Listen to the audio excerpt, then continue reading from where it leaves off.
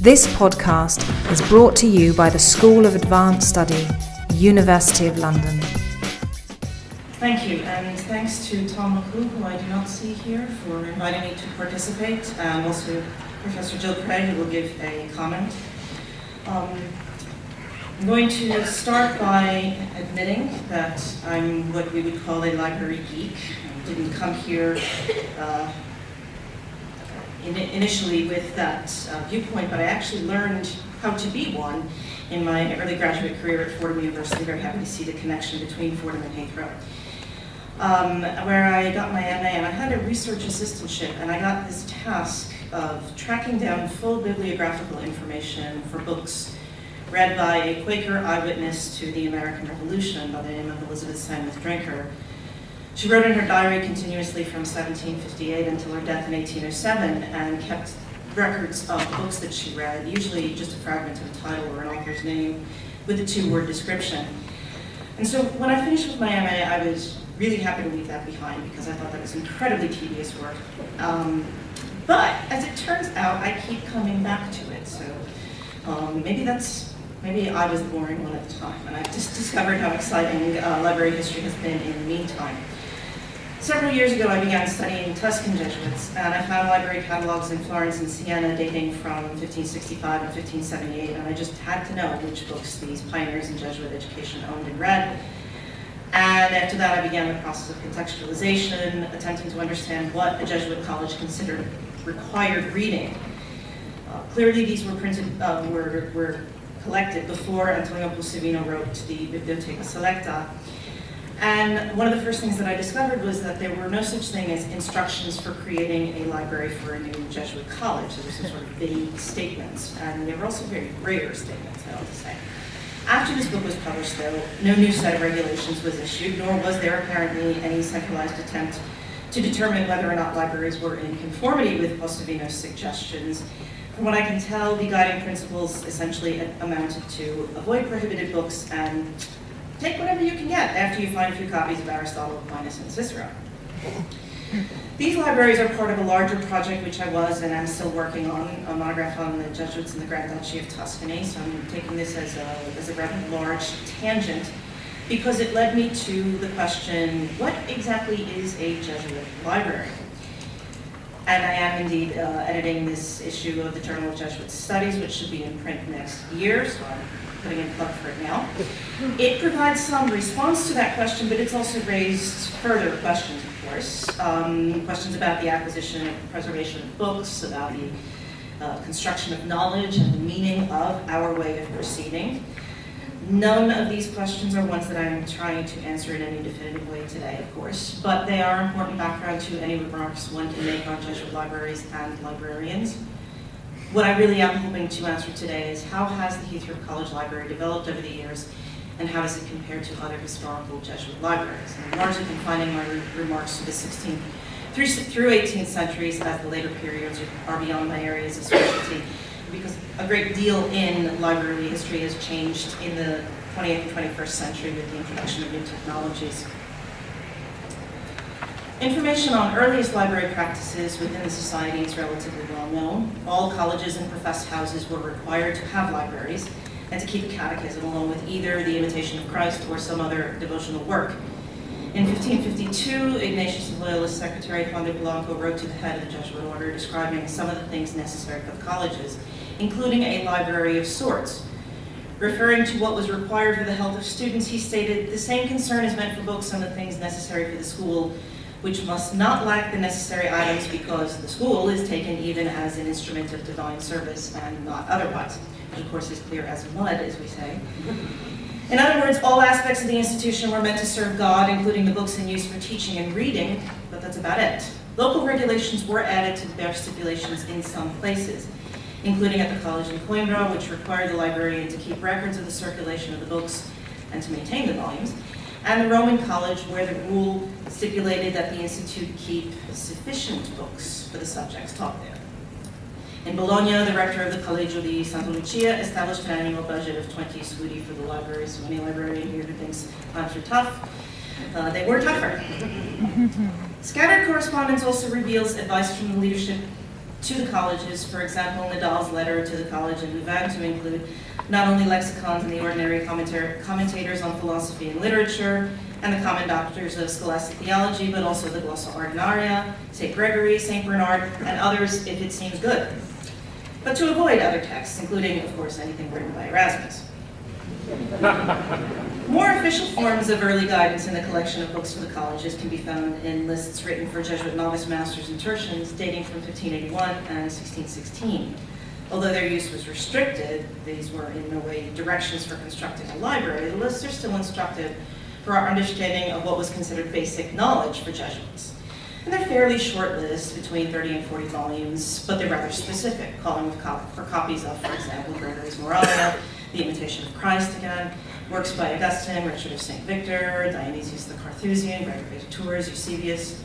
In this 1581 list, there is no reference to any spiritual writings published by Jesuits except for letters from the missions and the life of Ignatius, but this had changed by 1616 when the advice included the above books with multiple editions, including, here's a strange one, Scripture, the Roman Catechism, Bede's Ecclesiastical History, patristic works, and those by more modern authors, including Gerson and Luis de Granada, along with specific recommendations ex nostris, including volumes by Bellarmine, Nadal, and Rodriguez. From these hints on origins, we can progress to specific collections. Yes, okay. I'm most familiar with Jesuits in Tuscany, and I closely studied the colleges in Florence and in Siena, institutions which struggled to survive in the first decades of their existence, facing such issues as insufficient staff, inadequate funding, local hostilities, and difficulties in finding a permanent location. In spite of all that, each of them had a library dating from at least 1565, and I have, of course, a typo for Siena. No, actually, that's correct. The library inventory from Siena, there's only the one in 1565, but two from Florence, with some pretty significant discrepancies between 1565 and 1578. 424 volumes and 201 in 1565. According to what I've seen of other Italian libraries, 201 is fairly small, 424 is about medium sized, 701 is unusually large.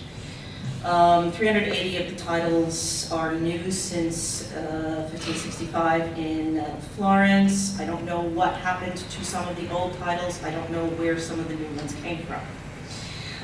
But adjusting for duplicates between lists and over time, if you look at the two institutions together, there's 836 individual titles, which again would be rather significantly large for Italian libraries of the time. And the reason that I'm mentioning these numbers is because, as we'll see, many continental libraries were considerably larger than these.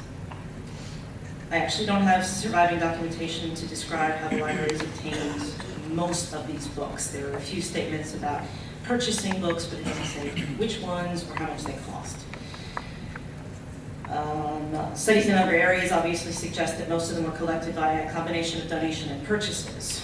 And I'm going to try and put this in context with several other Jesuit foundations in the United Kingdom, continental Europe, and even in the Americas, engaging in some speculative and unfortunately incomplete analysis of Jesuit college libraries. But first, a brief summary of the history of the library, trying not to repeat too much of what Professor Whitehead's excellent contribution has just given us, but I do need some repetition here. So we start back in 1614 with the early established college, which is the ancestor of Heythrop in Liège, which of course split in 1624. We have philosophy and theology studies in that city. In addition, moved to St. Omer's. The financial situation at Liège during that early period is unclear, but we do know that there's some pretty significant financial difficulties in St. Omer's during this period, reaching a crisis beginning in the 1620s and lasting for over a century, including a fire in 1684. The extent of the damage there is unclear, and another one in 1725, by which time the college was really quite poor. Nonetheless, there was this library at the time. We know that some of the books were lost because there was a fire in what was called the study place. And there's also reference to the burning of all of the father's gowns, books, and music instruments. I found an anonymous article in the Catholic Weekly, The Tablet from 1902, which points out that the College at Liège actually sent books to St. Omer's to make up for some of the losses. A letter from December 10, 1725 has St. Omer's rector James Glidden thanking the rector of the English College, Thomas Everson, at Liège, with the following: "This is to acknowledge with 1,000 thanks my great obligations to your reverence, as also to the rest of your community, especially to Mr. Fitzburn and Mr. Bouchard, who have been so zealous to assist us in our pressing want of books. With this considerable supply, we shall be able to continue our school duties after some tolerable manner." I don't have the original for this quote. I haven't been able to trace it or any other reference of a transfer of books from Liège to St. Omer's, but I haven't given up hope. Other religious orders obviously also experienced financial troubles in the mid-17th century, thus facing consolidations or suppressions, including in 1607, when a branch of the Order of the Holy Sepulchre was suppressed and joined to the foundation in Liège, which presumably meant a transfer not just to students, but also the library. Speculating broadly, this may have contributed to the ability of the Jesuits of Liège to donate some books to St. Omer's 6 decades later. Skipping over several more decades, in 1762, we had the suppression of the society in France, and the students and teachers were faced with a takeover or evacuation. There is this warning of an imminent French attack in St. Omer's, and the Jesuits prepared for a move to Bruges, during which time the most valuable articles of their property were quietly sent out of the house and toward the frontier, and the students were informed of an approaching move. They set out in groups in order to avoid alerting anyone to their plans. Apparently all of the students eventually reached Bruges, carrying whatever they could and trying not to alarm anybody by, say, packing up boxes of books and moving them. The escaping students did take with them, according to an anonymous source quoted by Hubert Chadwick, some books.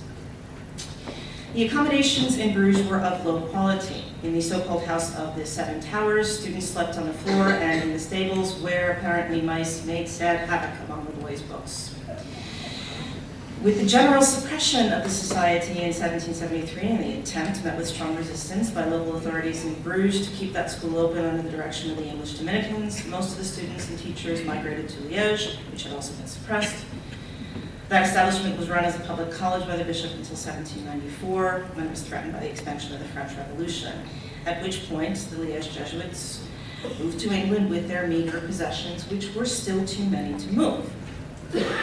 Bergen and Keating have noted that the most valuable portions of the library had been previously sent away, without actually explaining what that means, by the time the French arrived in 1794. But unspecified cargo remained for the final evacuation, and as we've heard, the boats were found to be hopelessly aground, and a great part of the cargo had to be put on shore and abandoned, being, however, there and then put up for auction, realizing a handsome sum.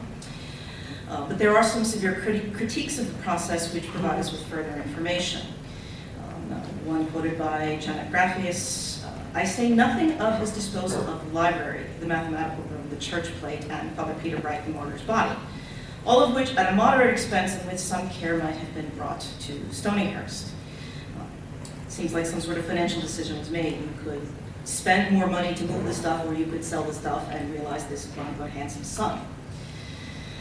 Another historian, John Gerard, observes it is said that the French destroyed all that was left, wagon loads of the best books being converted into wadding for the cannon, and the mathematical and optical cabinet being pillaged. We do not know the names of the books which were used as packing, but Gerard had identified books by ancient authors, including Livy, Demosthenes, Homer, Ovid, and Xenophon, being used by Jesuits in Liège to teach, so it's possible that they were among those. In addition, some, perhaps many, were lost after this debacle along the route to Stonyhurst, which made multiple stops, as we have seen. Other consolidations and donations over the centuries have muddied the waters. Many Jesuit houses and colleges served the British Isles, both at home and on the continent, and some of these had significant book collections. For example, one of the early 17th century English Jesuit houses was at Clerkenwell, a London residence of the Earl of Shrewsbury, which apparently contained many books. As a witness refers to their library of books valued at £400, a considerable sum. In that year, firewood cost nearly 30 shillings per cord, and the average wages for laborers in London was about 11 shillings per week. So £400 of books is a lot of books, fate of which is unknown. Complications pile up as the 17th century progressed. Since in the second half of the 17th century, clandestine collections of other orders and even of royals were confiscated, for example, Catherine of Braganza's residence at Somerset House, reputed to be used by Franciscans, was the subject of book seizures in August 1676. So tracing the books of a given house is nearly impossible. Heythrop's library thus appears independent of numerous early 17th century foundations within England. Those founded later on in the 17th century, particularly in the 1670s and 80s, including Pontefract York, London, and Bury St. Edmunds, were suppressed and ransacked during the Glorious Revolution, their libraries either distributed or burned with, apparently, a great deal of glee. On the other hand, several institutions in England and on the continent did contribute to Heythrop's current book collection after the excesses of the 17th century were over and the worst of the anti-Catholic laws and practices were ended by the dismantling of the penal laws. These included major donations throughout the 19th century, for example, the transfer of assets from short-lived colleges and houses established in various places throughout England by German and French Jesuits, including Dittenhall and Hastings. A group of Jesuit refugees who arrived in 1803 from Russia to Stonyhurst brought books as well. Perhaps most significantly, the detachment of the theology faculty and its resources to St. Bunos in North Wales in 1848 began a collection in earnest of books on that subject, expanding the library holdings. The philosophy and theology faculties were reunited after the 1926 purchase of Heythrop House, and therefore the libraries were reintegrated. After reaching the status of Pontifical Athenaeum in 1965, the college built a new library, and it's likely that the books considered fundamental to the theologate were transferred from St. Bunos at that time. The current location of the library dates from 1993 and is in fact divided into two collections in separate buildings, philosophy and theology. Now, I had read that the building housing the theology collection was designed to hold 400,000 volumes, but then I visited yesterday, and I'm not entirely sure where they would all fit. Currently, according to the website, there's 180,000 volumes, so less than half of what it was supposed to be designed for. Among these are an assortment of books printed before 1801, which are, again, according to the website, mainly stored off-site, and are not the sort of thing which undergraduates and postgraduates are likely to read. Something which really struck me as an American. You could never put that information on a website saying that there are books which undergraduates didn't have access to. No, they wouldn't want them. They would want to know that they could have them if they did want them. Taxes pay for this, after all. Some of these are marked in the online catalog as reprinted from a copy of the Library of Stonyhurst College. But that information is troubling because many of the books known to have been written for English Catholics in the mid to late 16th and throughout much of the 17th century could have been found, it's true, at Liège, or at St. Omer's, or at Stonyhurst, or a variety of other sites. So it doesn't really narrow down the provenance of the text in question to any specific original site. In the case of 4 pre-1800 books, one is identified as a 16th century copy of a Stonyhurst volume, which might mean that it, along with one in Stonyhurst, were original. They were both 16th century printings, and it's therefore intended to provide a link between the institutions. Maybe it is actually a duplicate from Stonyhurst. I did not see this one.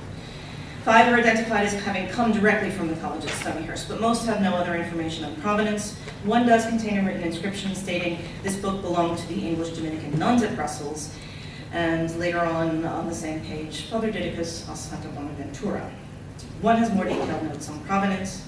This book contained an address in the town of St. Helens, Lanes, with the date in the early years of the 19th century. It was at one time in Stonyhurst, but was sent with other books to St. Joseph's in Glasgow. When that church was handed over to the Archbishop, the library was transferred to St. Aloysius College, and in 1941 this book was given, with many, to the Heythrop Library. In online searches of multiple British, continental European, and US library catalogs, I have found, thus far, one book identified as coming from the Jesuit scholasticate of Liège, an account of the martyrdom of Canterbury. That's so surprising. A fair number of books which can be discovered in a search for Heythrop in the comments are 20th century reprints in the English Recusant Literature series, of course. Books originally printed at St. Omer's in the 17th century, but sometimes with false imprints. But these unfortunately provide little information other than former ownership by Heythrop. One book owned by the Folger Shakespeare Library in Washington, D.C., the 1595 Antwerp printing of Luis de Molina's Libri Arbitrii cum Gratiae Donis, has more specific information. On the title page, a handwritten note states S.I. Oxon and bears the seal of St. Bunos Library. There is a catalog of the Library of St. Omer's from 1752 held by Heythrop, which I did not have access to until yesterday. It has a total of almost 2,200 books, and I got very much more information yesterday than I could process in 24 hours. But I will make some statements about that inventory along the way. So Heythrop's earliest history can be traced in spirit back to Belgium and France, and many of the colleges in these regions founded prior to the 20th century have little connection to the library because so many of the books were lost. I'm stumbling a little bit here because there's some stuff in this paragraph which I need to correct given the presentation you've just heard, which points out to me that I have misunderstood some of my correspondence with Mr. Michael Walsh. I did look for some of the books in the Royal Library of Brussels and the University of Maastricht and the Bibliothèque Nationale de Paris, and I found no connections, no notes on provenance in Liège, but I did not look in the Mazarin or the Sainte-Geneviève library, so I shall have to update that later on. Again, just because I don't find that information in the electronic record doesn't mean that it doesn't exist, but it does mean that I would have to go there, and I would not turn down a trip to Brussels or Paris, so while we're raising money for things, do keep me in mind. So essentially, there's a lot that we don't know, and very little that we do know about the 16th through 17th century libraries of the colleges in the English mission. So what I'm going to try to do now is to attempt to recreate some of the earliest collections of the college which became Heythrop. And I started with looking at some information about the library of Stonyhurst College itself. There's a 19th century history of the college by Atticus Hewitson, which describes the museum and the library in rapturous terms. Rather breathless, in fact. The collection seems to be as varied as it is valuable. It ranges from ancient pistols to the finest missiles, from the skins of bears to illuminated manuscripts, from carved bamboo canes to black letter books, from Roman mosaics to purple court dresses, and at one point just sort of bursts out into books, books, books. Of course, he didn't give a catalog of books, but he did mention many of them by name. The specific ones, of course, are difficult to find. Some, perhaps many, could still be at Stonyhurst, but I was unable to get any information from the librarian there. No doubt some of them did go to St. Buno's and from there arrived in Heythrop, but at least one, this Molino Liber Arbitri, which I mentioned before, was diverted to Washington, D.C. Boston College is now home to 27 books dating from the 16th through 18th centuries, which were formerly owned by the English province. 5 of those are certainly from St. Ignatius in London, and many were printed at St. Omer's, but they don't seem to have been actually at that library in Stonyhurst or in St. Bruno. Loyola University in Maryland has one book printed in 1672 with an ex-Liber Stonyhurst College designation. But that's about the sum total of what I was able to discover without, again, going to each library.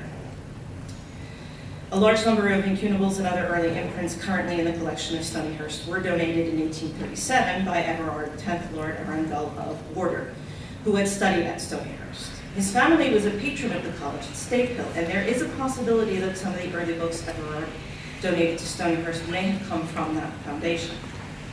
In 1893, the Roman Catholic John Virtue, Bishop of Portsmouth, donated upwards of 250 incunabula, some of which are unique, about 50 Aldines, more than 100 printed liturgical books of the 15th and 16th centuries, and the same number of English books printed at home and abroad in the same period. The family who owned the mansion also contributed. An unspecified number of volumes have the library mark of Sir Nicholas Shireburn, from whom Cardinal Wolfe descended. Finally, 15 manuscript volumes, which originated in Liège, are now part of Georgetown University's Liège Jesuit manuscript text collection, which Professor Witt briefly alluded to before.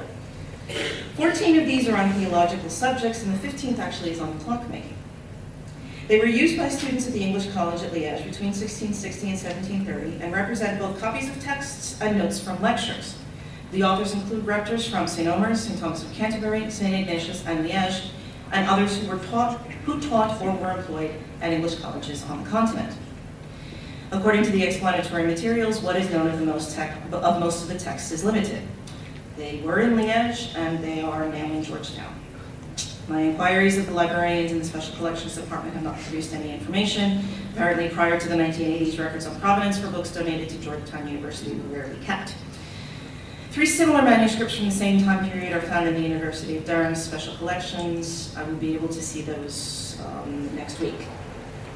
So if you have any questions, maybe I can answer them then.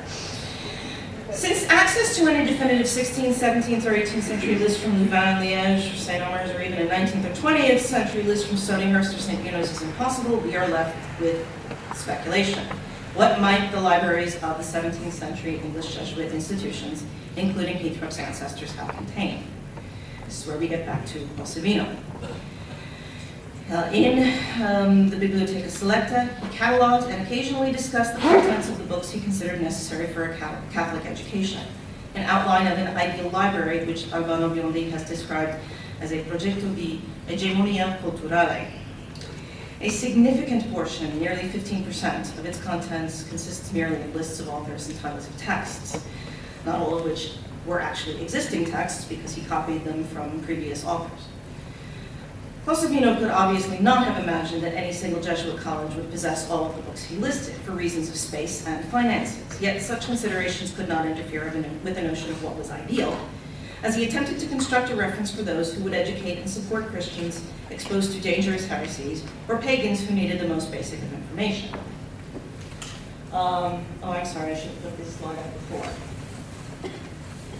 So, this is the categories that I've used. And yes, in case you're wondering, my students do say I don't use enough pictures and I have too many words on my slides. But I wanted to make sure that we had at least a sort of general overview of the categories which Possevino is using. And I didn't want to read that out because that would take too long.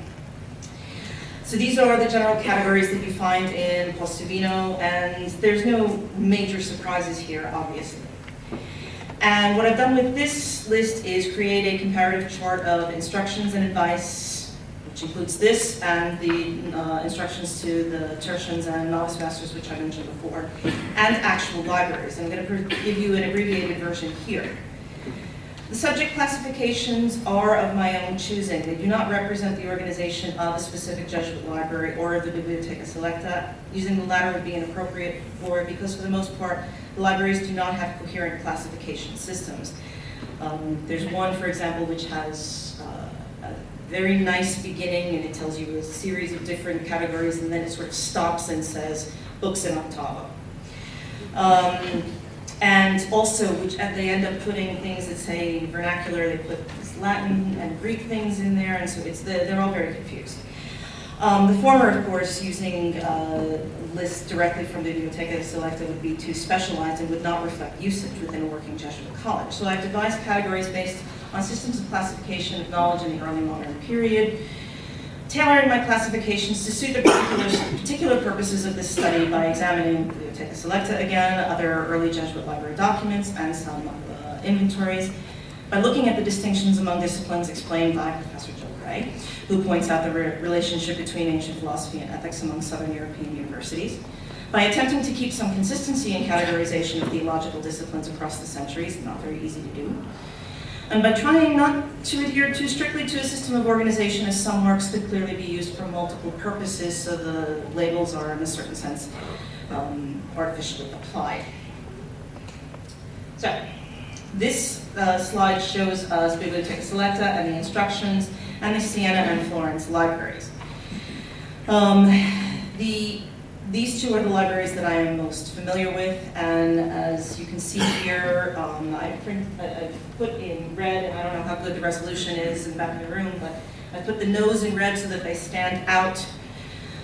In both Florence and Siena, the subjects which are represented in libraries parallel in significant ways both the memos and the Bibliotheca Selecta, all of which were published after the inventories were taken. I have looked for these original libraries as some sort of roots of something like Bibliotheca Selecta, but that actually at this point seems rather unlikely to me. Two differences are notable. First, both the actual libraries in Possevino's wish list were more comprehensive than the instructions for novice masters and tertians, not surprisingly. The latter did not include Greek and Latin philosophy, cosmology, literature, mathematics, natural law, history, or poetry. And second, Possevino recommended multiple works on art and ecclesiastical computation. While the former would certainly enrich any library, the latter could best serve those in a position to work on the liturgical calendar and might prove very useful in missionary situations. This is the second part of that chart. And here is the expanded chart in which I've taken out the Italian ones and have put up libraries from Rio de Janeiro, Holbeck, which I will talk about in a moment, Maastricht, Cluj, and Albacete. Now, you'll notice on this chart that even in Rio de Janeiro, ecclesiastical computation doesn't appear. And it's not in the other libraries for the most part. But again, some very significant similarities. Now, in addition to these differences which I've pointed out, the list of subjects provides other points of observation. The Jesuits didn't say the Divine Office, yet volumes geared towards that practice were found in Tuscan collections as well as in Possevino. Not in Rio, not on the Novice Masters list, but in Maastricht, in Holbeck, in Cluj, Albacete, and we go back to all of the Tuscan libraries, it is to be found there. Devotional works form a significant aspect of prescribed and actual Jesuit libraries: Marian devotion, hagiography, sacramental treatises, scripture, Jesuit biography and history, and books about the religious life. And again, the collections were quite similar in their coverage of the topics selected by Possevino to reflect what would constitute a comprehensive education. And you'll surely notice that I have left some fields blank, and that is because I've used information not only from primary sources that I have seen, but also from published sources. And so I'm working with partially complete information. There are articles written about the libraries, or books written about the libraries, which refer merely to percentages or to groups rather than to specific authors, so I don't always have complete lists. And as a result of that, I can't really be sure that they're using the same categories that I would use, so I'm just leaving it as unknown. In addition, some of the colleges never had 16th or 17th century libraries that I can find. The College of Cluj in Transylvania is one of those, which has been reconstructed by modern historians based on a variety of clues, including current holdings of pre-suppression imprints. A naturally speculative endeavor, but not a singular one. Parallels include Pierre Guérin's efforts to reconstruct the library of the Walloon Jesuit College in Liège based on multiple inventories in the 17th, 18th, and 19th centuries, and some years ago I did the same with the Roman College using a list of pre-1800 imprints. Other information in the charts come from more solid sources. For Albacete, for example, there is a list from 1767. I have a list from Cordova as well, which again doesn't reproduce the full inventory, but numbers of books in particular categories. Ideally, with access to more complete lists from specific colleges, scholars could not only compare subjects, but look at percentages of holdings, which is not possible at the moment. The author of a lengthy study on Holbeck College, for example, has produced multiple graphs which show in broad strokes the number of books of a given subject within the library catalog. So there's only partial comparisons that I can make here. Now, Holbeck Hall, which is in Nottinghamshire, a Jesuit house since at least 1673, and had a significant library. In March 1678, Jonathan Ball, an investigator hoping to smoke out local Jesuits in the wake of the Popish plot, reported having found 500 books in a search. Late in the month, the Privy Council seized the collection. The governors of Sion College, an Anglican institution which had lost much of its own library in the Great Fire of 1666, campaigned for those books from the collection which were deemed theologically and politically safe, and did receive a transfer of a large number of books by mid-July 1687. Some of the original collection were apparently embezzled before this transfer. But which ones and at what time, before the seizure in Holbeck, between Holbeck and London, between Whitehall and Sion, remained elusive. A list of what books were kept in Sion College after purging duplicates and papist titles was published by Hendrik Dickgraff in 2003, and rather than the 500 initially reported, they totaled actually over 1,200 volumes. Comparison by subject, which we have on these charts, comparisons I should say, obscures some of the common threads among the libraries. I note two major similarities among those pre-suppression libraries for which I have been able to see titles and authors. First is the local character of the collections, and second, the presence of Jesuit authors. The libraries in Florence and Siena have collections which are comparatively slanted toward Florentine and Sienese authors, respectively. This observation has parallels in the inventories I have considered for the current study. Library catalogs from Holbeck tend to emphasize English authors, for example. And I found similar patterns in Albacete, Rio de Janeiro, with the caveat that this is emphasizing Portuguese authors, not Brazilian or Indian authors. Dusseldorf, not on this list, but also parallel here. So there are no instructions to do this, but it does appear that Jesuit librarians and or rectors selected texts written by more local authors to represent particular subjects in the collections. The implications of this are unclear. On the one hand, choosing local authors certainly made sense in terms of availability and cost of books. On the other, though, recent research into geographical origins of Jesuits shows that the majority of men who joined the society were sent to remote areas for work, separated from their families, but also from their culture. Lynn Martin found that only 37% of the so-called French Jesuits had French nationality, and that those who were French and placed in France were sent to regions remote from their families. Gianpaolo Brizzi shows that only 16% of the convittori in the Jesuit Collegio dei Nobili in the Duchy of Parma and Piacenza came from that duchy. My research shows that only about 38% of the Jesuits who lived, worked, or died in Tuscany were Tuscans. So why would the libraries favor local authors? Knowledge of the region might not be helpful, since many of the students would go elsewhere. The question is particularly complex for the English colleges. Clearly, trading large numbers of books from overseas would be difficult in an area where Catholicism was more or less illegal during much of the 16th and 17th centuries, so the colleges within England and Wales would need local books as they would have difficulty importing texts from Italy, France, or Spain. But most Catholic printing after the reign of Mary I took place on the continent in locations like St. Omer's and in the other presses which were attached to the colleges, so they were forced to import. No real answer to this question, but of course a new question. What about the subjects of those books, which were printed in the vernacular representing local regions? Strike that last part, printed in the vernacular. The local authors I found in Siena and Florence were not authors of regional histories. The language and origins of the books were Tuscans, but the subjects were not. The collections of other continental libraries followed this pattern. So you have Spanish language texts, but not histories of Spain written in Spanish in Albacete, for example. English colleges may have been distinct in this. The Holbeck collection contains a comparatively large number of histories of England, and my brief time with the St. Omer's collection yesterday suggests the same. The continental English colleges would probably also have many English books because Dutch colleges had Dutch books, Spanish colleges had Spanish books, so geography was important, but so in a certain sense was ethnicity. Colleges in Portuguese territories had Portuguese volumes. So it is likely that many of the books in the college, which was Heythrop's ancestor, were by English authors or either written in English and focusing on English topics, but published outside of England. The second point, the prominence of Jesuit authors, is in part a relative issue. As the society was founded in 1540, the earliest library collections could not have emphasized Jesuit authors, and the few 16th century inventories I have seen are dominated by Franciscan and Dominican authors. However, Jesuit authors do make a respectable third place showing, ahead of Augustinians, Benedictines, Carthusians, and Carmelites. Inventories from the 18th century, because the suppression came with inventories, show a clear trend toward increased collection of Jesuit texts.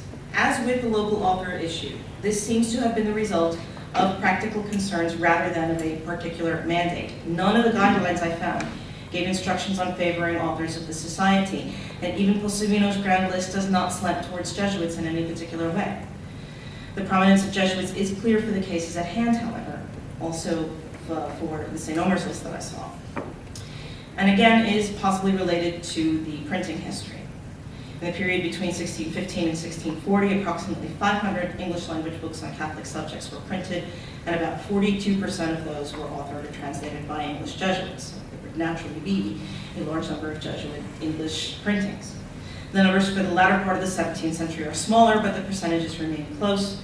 Between 1690 and 1714, approximately 230 English Catholic works were printed, and Jesuit authors again account for a significant fraction, at this point slightly over 1/3. As a general conclusion to this exercise in reconstruction and contextualization, therefore, I offer the following. Both before and after the publication of Bibliotheca Selecta and up to the suppression, libraries of Jesuit institutions did not appear to have systematic collection practices. They chose or were given books which fall into predictable categories, but there appeared to be no patterns for giving weights, for example, of rhetoric versus history, or for an emphasis on ascetical versus dogmatic theology. They chose or were given books by authors from the Order of Preachers and the Order of Friars Minor, but also demonstrated a bias toward Jesuit authors, corrected, of course, for the biases of availability, as both the Dominicans and Franciscans had been writing books since the mid-13th century. They chose or were given books authored by regional or local scholars. These practices could certainly have arisen from convenience. Jesuit libraries in Northern, Central, Eastern, and Western Europe show remarkable similarities in these areas, but the English libraries stand out somewhat. Their role as preservers of English Catholic traditions was quite different from the role of Jesuit libraries in territories which remained in obedience to Rome, and in that sense, English Jesuit libraries, including Heythrop, are perhaps best understood as missionary libraries, comparable more to the institutions in Spanish, Portuguese, and French missions than to those in Spain, Portugal, and France. More than simply collections of knowledge to be used as reference in given cases, specific problems of casuistry or canon law, for example, the English Jesuit libraries needed to serve as real support for Catholicism in exile. As de Graaf noted for Holbeck, books on moral and ascetical theology, and especially books of controversy, clearly dominated the collection. In building up their collections, the concerns of the Holbeck Jesuits were first and foremost pastoral and practical. Thus, the majority of polemical works fell within the context of the English mission. The books on moral theology show a similar trend. In the 21st century, we are used to viewing libraries as institutions which preserve and transmit knowledge rather than as the front lines in a battle over the hearts and souls of their patrons. If, however, Heythrop's library was consistent with those in its contemporary institutions, it was indeed on the front lines. And as a result, we can understand the laments over those lost books on a different and more poignant level, along with paper and ink and, of course, money. The Jesuits on the shores of France in the 1790s saw hope floating away. Books which had for nearly 2 centuries sustained Catholicism in England could not, in fact, be brought to England to continue supporting the priests on their way home. The books burned in the Glorious Revolution were similarly symbolic, of course. But so have been those volumes donated to Stonyhurst, St. Bunos, and Heythrop over the centuries. Arundel and others must have seen in their actions a rather heroic attempt to reclaim lost history, not just lost souls, and to show that while, to paraphrase the Jesuit martyr Walpole, the paper, ink, and pen were gone, the work of preserving the Catholic faith could not decay. Thank you.